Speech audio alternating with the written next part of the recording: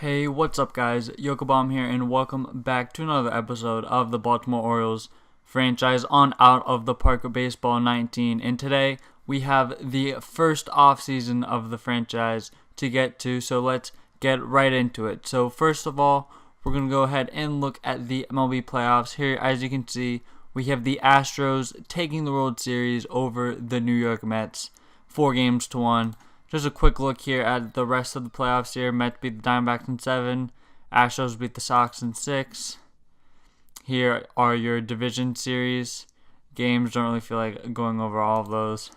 And then here you have your wild card games. Yankees at A's and Diamondbacks and Nationals. So with that, let's go ahead and sim until tomorrow when the offseason begins. Alright, so as you can see here, our score, not very good. Pretty much expected though. It's really whatever. But now here, let's go and get into salary arbitration and see what we're going to be doing with this and our team.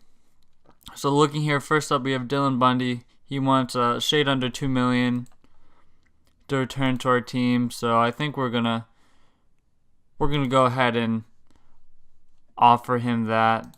Okay, so we're going to decide to bring Kevin Gausman back.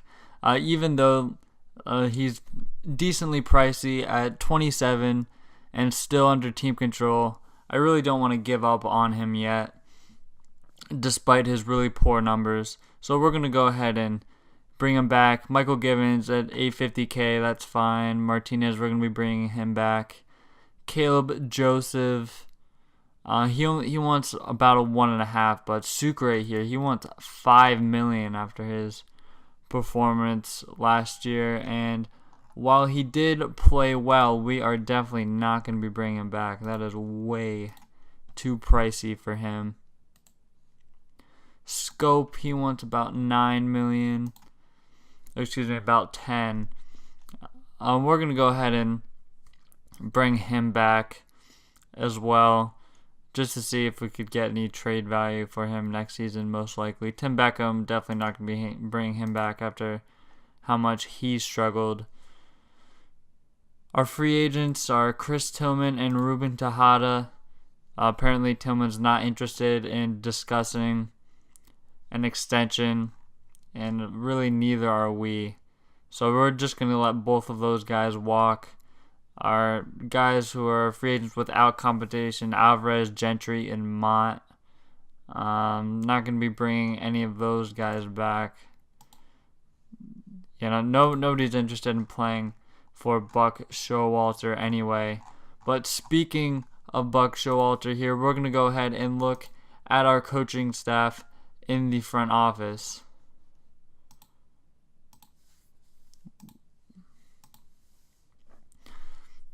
Looking here, of course, Showalter still has a great reputation, but we are going to look to redo our whole coaching staff here. And we're actually going to fire our pitching coach and our hitting coach because both of them are not very good at their job. So we are going to let them go. And we are going to look for some new coaches. Okay, so we're looking to hire sabermetric managers here despite the lack of quality here, because we're basically just looking for a guy to replace our manager. We're not looking to pay someone too much while we're still sort of rebuilding here. First guy we're looking at here is Luis Arenado. He has a low development influence, so we're just gonna not look at him right away here. Oliver Atteridge, same thing, poor player development influence, which is the most important thing for us because we want guys who are going to be able to develop our players well. Tim Bogar, he looks like he could be an interesting candidate. So I think the guy we're going to go with here and offer a contract is Kerry Lightenberg. He has really good player development influence with our players, and he has overall good player relationships with our team. So we're going to go ahead and we're going to offer him to a contract. He doesn't have any managerial experience, so we're going to be taking a little bit of a flyer on him. But of course, in today's MLB, not many major league managers are entering with managerial experience, so nothing too out of the ordinary there. Now we're going to go ahead and look at pitching and bench coaches. And as you can see, there are not very many good pitching coaches available, so we're just going to go ahead and have to deal with what we have here. So for pitching coaches here, we're going to go ahead and we're going to offer Jim Kaufman a contract. We're basically just doing this because he works well with young players, as it says here, which is really what we want, because we're going to be bringing up a lot of young pitching talent to develop our team. So we're going to go ahead and go with him. As for hitting coaches here, we're going to go ahead and offer a contract to Tom Brudnansky. We're basically just doing this because he works well with young players, which is, of course, what we want at this stage. So we're going to go ahead and offer him a contract, and that is going to do it for offering contracts to fill our organization. So I'll get back to you guys when we hear back from those guys. Okay, so here we have signed on with our hitting coach, Tom Brudnansky, right here, so that is good. Here we're going to be getting into the season awards in a few days here. Okay, so looking at your American League Gold Glovers here, or Great Glovers as this game calls. Nobody from our team obviously, but here's just a quick look at who won the major leagues. Quick look at the National League Great Glove winners. Here our manager signs on, so that's good.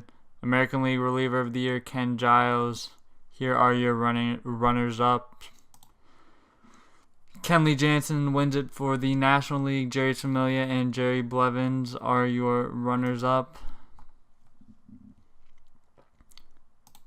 Now looking at your Platinum Stick or Silver Slugger Award winners. Jim Kaufman, our pitching coach, agrees, so that is good. Here are your National League winners, your American League winners. Nothing too surprising there. Rookie of the Year honors, Eloy Jimenez wins it for the White Sox. Dan Vogelbach and Julio Pablo Martinez wins it, is another runner-up. National League here you have J.P. Crawford winning Rookie of the Year. Tyler Beede and Brian Anderson are also in the running. Here are your Managers of the Year. Torey Lovullo in the National League and for the Diamondbacks, and AJ Hinch wins it for the Astros, so nothing too surprising there. We got a trade proposal here, which the trade proposals in this game do not pretty much make any sense whatsoever. Yeah, they want a really good catching prospect for Steven Souza, who's definitely not worth that. Here's your Cy Young winner. Corey Kluber is the unanimous winner. David Price and Garrett Cole also received votes. Clayton Kershaw is your NL Cy Young. Not surprising there. Noah Syndergaard and Gio Gonzalez, which is very surprising, were also in the running. And here are your most valuable players for the National League, the American League. Giancarlo Stanton, who hit 62 home runs, 255 average. Wow. So Didi Gregorius was your second place. 39 homers, 94 RBI, 360 OBP, 551 slugging. His slugging was over 600. And Joey Gallo was third. He had a slugging of 639. Wow. So pretty good there. And Clayton Kershaw is your National League MVP. Bryce Harper was second. He had a good season, looks like, slugging over 550. Rizzo was third. His slugging was also over 550. So nice seasons from those guys, but they chose Clayton Kershaw, who won 22 games. Even though wins don't really matter, that is still quite the quite the season he had there. Just look at his FIP real quick. Want to see what that is. 279, so yeah. Kershaw definitely had a good year. Now that the awards are done, I'm going to go ahead and sim forward until free agents file, and I will meet up with you guys then.